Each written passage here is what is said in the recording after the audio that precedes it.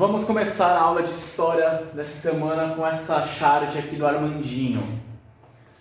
Hoje às 2h você vai ao francês, às 4h você vai ao futebol, às 6h na aula de música e às 8h você vai ao reforço de aula. Alguma dúvida?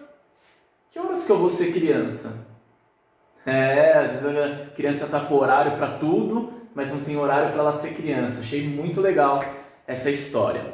Gente, a gente vai falar sobre o tempo, sobre as horas, sobre os dias, as estações, os momentos da história, da vida, do que a gente faz ou deixa de fazer. Então, como a gente registra esses momentos na nossa história e como outros povos e outras civilizações já registraram esse momento na história dessas civilizações. Então, vamos lá. Quando a gente está falando sobre tempo e as atividades humanas, a gente está falando sobre o passado, o presente e o futuro.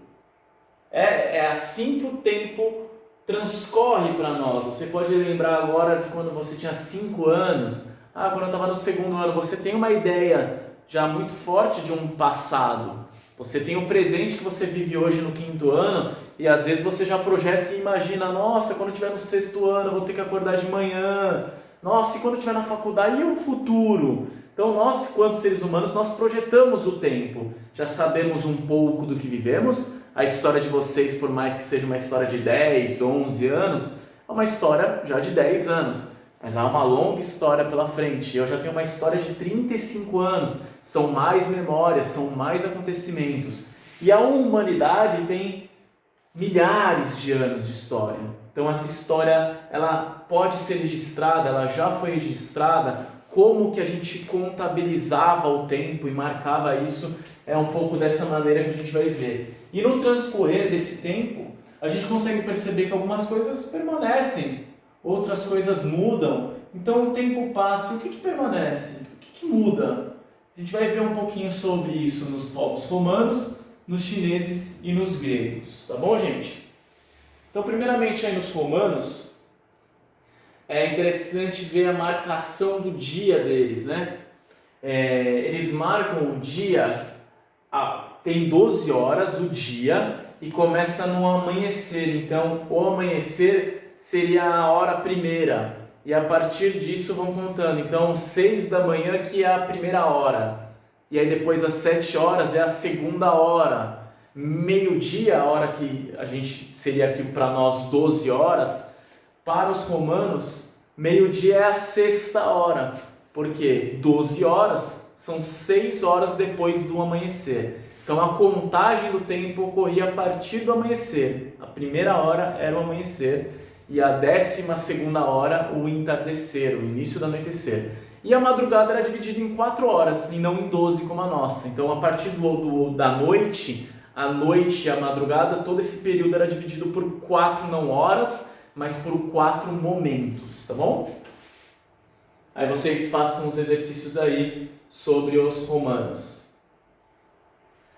O interessante aí do calendário chinês e dessa marcação do tempo chinês, ela obedece, ela tem o critério de como que eu vou fazer para marcar o tempo?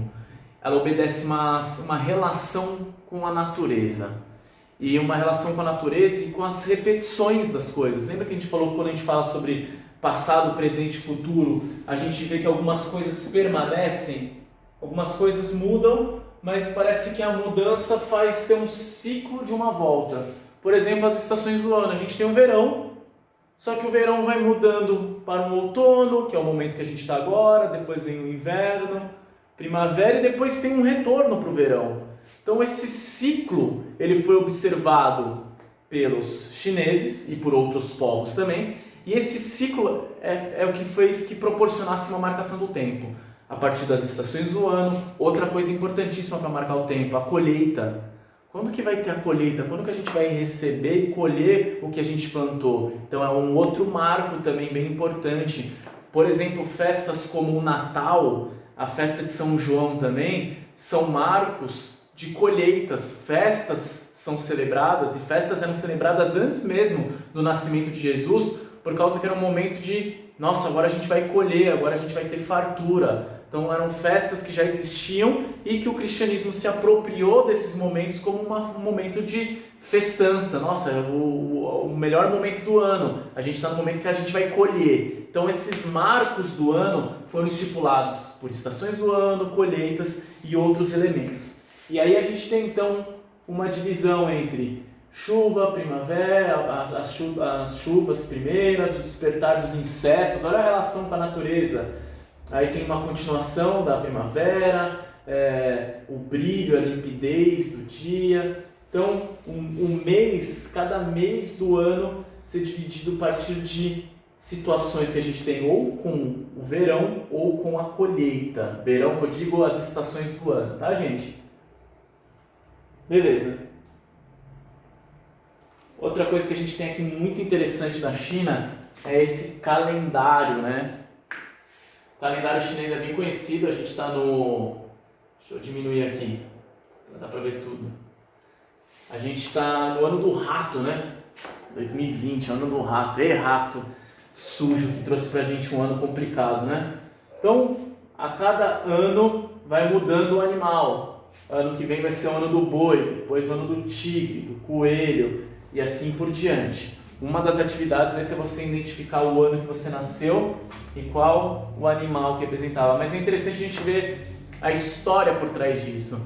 Uma das lendas por que surgiu esse calendário chinês, o ano do dragão, o ano do rato, o ano do cachorro, foi um imperador que ele propôs uma corrida para os animais. E os animais saíram nessa corrida, o gato saiu na frente, só que por trapaça do rato, o rato conseguiu chegar em primeiro lugar nessa corrida. E depois, essa corrida era uma corrida longa, depois tem a chegada do boi e assim por diante. O tigre, o coelho, o dragão. Como que o dragão não chegou em primeiro? Ele voava, né? Como ele voa e não chega primeiro. E o dragão fala, eu não cheguei primeiro porque tinha uma aldeia pegando fogo e eu ajudei a apagar o fogo daquela aldeia. Olha que dragão bonzinho. Aí tem a cobra chega antes do cavalo porque ela vem amarrada na perna do cavalo e aí chega mais na frente. E aí o último da chegada foi o porco, que também não fala que chegou por último, que ele quis ficar ali comendo algumas coisas antes da corrida.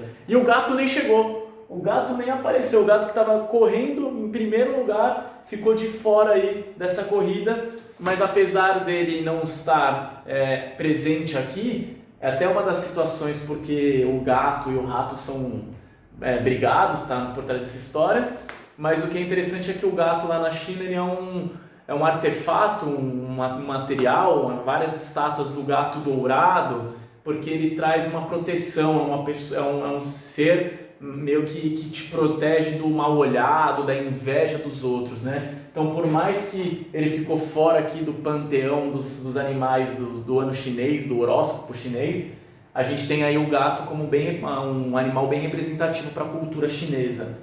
E por último, gente, temos os gregos. E vou ler aqui para vocês esse texto.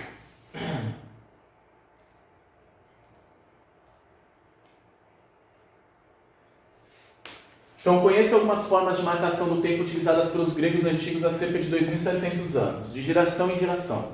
O camponês observava os sinais que a própria natureza lhes fornecia, olha que parecido com os chineses, delimitando o tempo exato de plantar ou de colher. Esses sinais podiam ser a chegada de aves migratórias, a presença de alguns insetos e até mesmo sinais astronômicos. Quem sabe a hora do pernilongo, da muriçoca chegar, né? Ela sempre vem ali no final da tarde, né? O horário dos insetos virem, ou o horário das moscas virem na hora do almoço, na hora que tá fazendo aquela comidinha, vem as moscas chatas pra caramba.